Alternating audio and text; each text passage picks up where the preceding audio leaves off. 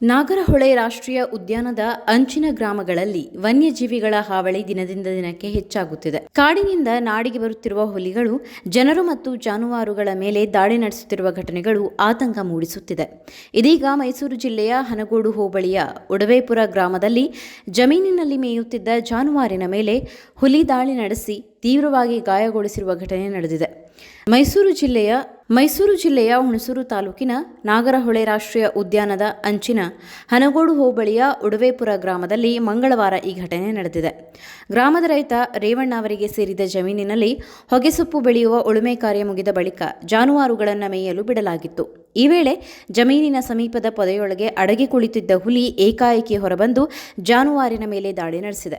ಹುಲಿಯ ದಾಳಿಯಿಂದ ಜಾನುವಾರಿನ ಕುತ್ತಿಗೆ, ಹೊಟ್ಟೆ ಹಾಗೂ ಕಾಲಿನ ಭಾಗಗಳಿಗೆ ತೀವ್ರ ಗಾಯಗಳಾಗಿದೆ. ಘಟನೆಯ ವೇಳೆ ಸ್ಥಳದಲ್ಲಿದ್ದ ರೈತರು ಜೋರಾಗಿ ಕೂಗಿಕೊಂಡು ಗದ್ದಲ ಮಾಡುತ್ತಿದ್ದಂತೆ ಬೆದರಿದ ಹುಲಿ ಜಾನುವಾರನ್ನು ಅಲ್ಲೇ ಬಿಟ್ಟು ಕಾಡಿನತ್ತ ಪರಾರಿಯಾಗಿದೆ.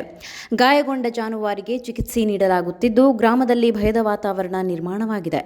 ನಾಗರಹೊಳೆ ಅರಣ್ಯದ ಅಂಚಿನ ಗ್ರಾಮಗಳಲ್ಲಿ ಇತ್ತೀಚೆಗೆ ವನ್ಯಜೀವಿಗಳ ಓಡಾಟ ಹೆಚ್ಚಾಗಿರುವುದರಿಂದ ರೈತರು ಜಮೀನಿಗೆ ತೆರಳಲು ಹಾಗೂ ಜಾನುವಾರುಗಳನ್ನು ಮೇಯಿಸಲು ಆತಂಕ ವ್ಯಕ್ತಪಡಿಸುತ್ತಿದ್ದಾರೆ. ಘಟನೆಯ ಮಾಹಿತಿ ತಿಳಿಯುತ್ತಿದ್ದಂತೆ ಅರಣ್ಯ ಇಲಾಖೆ ಅಧಿಕಾರಿಗಳು ಸ್ಥಳಕ್ಕೆ ಭೇಟಿ ನೀಡಿ ಪರಿಶೀಲನೆ ನಡೆಸಿದ್ದು ಹುಲಿಯ ಚಲನವಲನದ ಮೇಲೆ ನಿಗಾ ವಹಿಸಿದ್ದಾರೆ. ಅಲ್ಲದೆ ಗ್ರಾಮಸ್ಥರು ಎಚ್ಚರಿಕೆಯಿಂದ ಇರಬೇಕೆಂದು ಸೂಚನೆ ನೀಡಿದ್ದಾರೆ. ನಾಗರಹೊಳೆ ಅರಣ್ಯದ ಸುತ್ತಮುತ್ತಲಿನ ಗ್ರಾಮಗಳಲ್ಲಿ ವನ್ಯಜೀವಿಗಳ ಹಾವಳಿ ಮರುಕಳಿಸುತ್ತಿರುವುದು ಸ್ಥಳೀಯರಲ್ಲಿ ಆತಂಕ ಹೆಚ್ಚಿಸಿದೆ.